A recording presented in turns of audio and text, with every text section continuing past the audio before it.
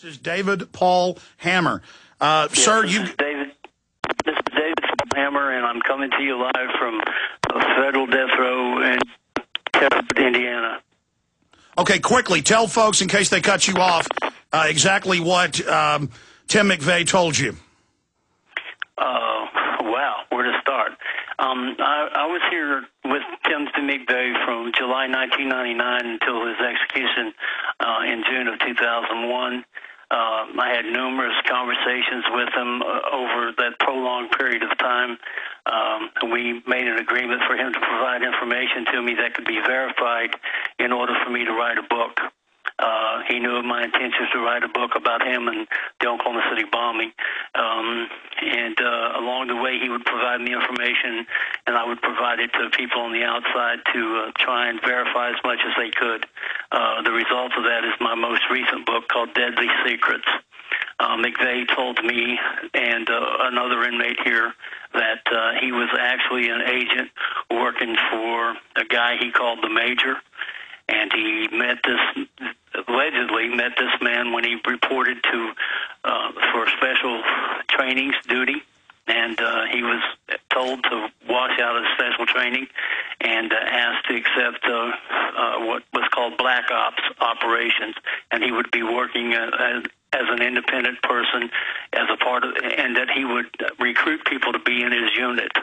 According to McVeigh, this association went on for several years, from the end of 1992, throughout the days of the bombing of the Murrah Building on April 19th, 1995. This person he identified as the Major also provided financing for the Oklahoma City bombing, at least $60,000 over a 2-year period of time. During the weeks leading up to the bombing, McVeigh was in daily contact with this individual, and the person that the Major had selected to work with McVeigh to actually build the bomb. And according to McVeigh, they built the bomb that blew up the Murrah Building at a warehouse in Oklahoma City on the 18th of April of 1995. Now, to be clear, Terry Nichols has signed a sworn affidavit also, and that McVeigh told him he was black ops. McVeigh was also videotaped. This has been covered by national news a year after he was supposedly at the military at a demolitions base. And, of course, also Jesse Trinidad and others have sued and gotten the secret documents. This has been in major newspapers, that the FBI anti-terror team was there the week before. They lied about that and said they weren't. Of course, we've had Jane Graham and other witnesses who were inside who saw McVeigh in the building, and other maintenance men planting gray sticks of butter. The grand jury was given this info, but Hoppy Heidelberg was told to shut up, the foreman of the grand jury. So what you're saying dovetails with what McVeigh has told others. Specifically, what else did McVeigh tell you, sir? Well, he also told me about the bombing that the Major had told him that another team was placing C4 explosives inside the Murrah Building, and that there was actually 2 bombs went off, the bomb that he built as well as the C4 explosives inside the building. And something you touched on about the military, through these classified documents that Mr. Trinidad and other people have been able to gather, McVeigh's Army records show that he has a secret military clearance through 1996 that didn't expire to 1996, even though he allegedly was out of the service by 1992, including his stint with the Army National Guard in New York. McVeigh told us that as part of his preparation and training for the Murrah Building bombing, that he actually did visit some military bases that these meetings were arranged by the Major, and that he at one point considered stealing explosives from military bases to build his bomb rather than to use a fertilizer bomb. Now, McVeigh had told other people things like this, but then we're given these supposed media tapes, audio tapes, with him telling a different story, but it's also even come out in Newsweek that he said one day it will come out that the government did this. Specifically, how were they controlling McVeigh? Did you ever see Jolly and West in there with him? Why do we get different versions, or is that the media cutting and pasting? No, I believe that a lot of what you're getting is what McVeigh wanted out. His so-called story, the lone wolf mastermind. I mean, that's the story that McVeigh wanted portrayed to the public, at least after his death. And I mean, recently I listened to the national broadcast of the tapes, which was really nothing more than a verbal report on the book that Lou Michel and the other fellow Herbeck wrote about McVeigh.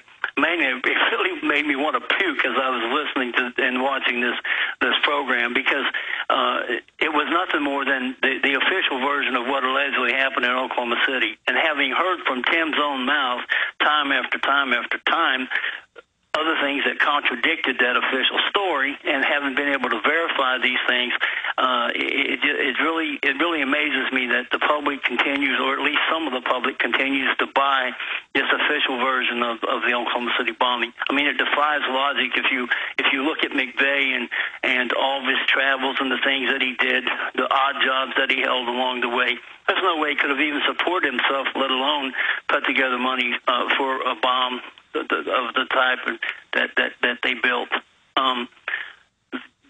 Actually, for what it's worth, I was at the ADX, that's the federal supermax prison in Florence, Colorado, where Terry Nichols is currently housed.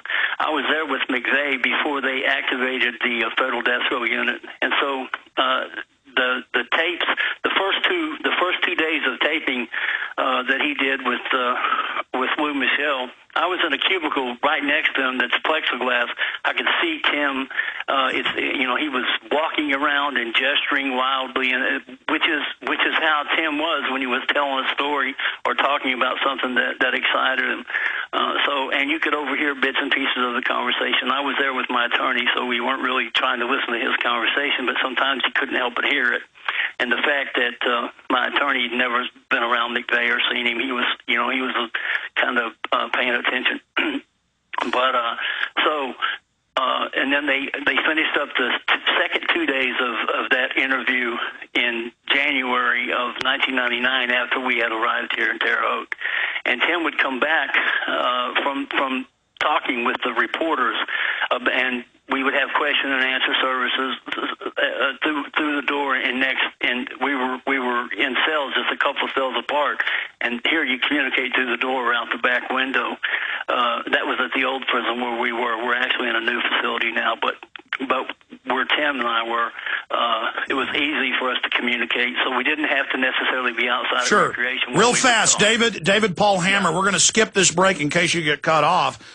Just to have it on record, they have been keeping you from talking to the media. I'm not allowed to talk to the media, and I fought it for 11 years in court. The last news media interview that was allowed here was Timothy McVeigh's interview on 60 Minutes. After that, they stopped all media interviews, live, face-to-face, or otherwise. There's a very limited situation where you can get a monitored telephone interview. Incredible, and this interview. I mean, why are you speaking out now here on this show? I mean, in case they kick you off, it's very simple, Alex. I want the truth to come out. I want people to investigate. The facts are there. I've laid out the facts in my latest book, Deadly Secrets, and I'm not just promoting the book or trying to plug the book. Obviously, I want to do that, but it's more than that.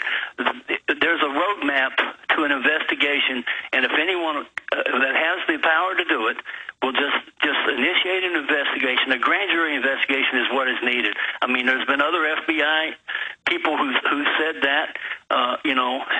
It seems to me, and I've said this before, but Alex, someone has to care what happened in Oklahoma City. I mean, I understand that 9/11 happened, and it was far more people lost their lives, and it was more damage, and it was more.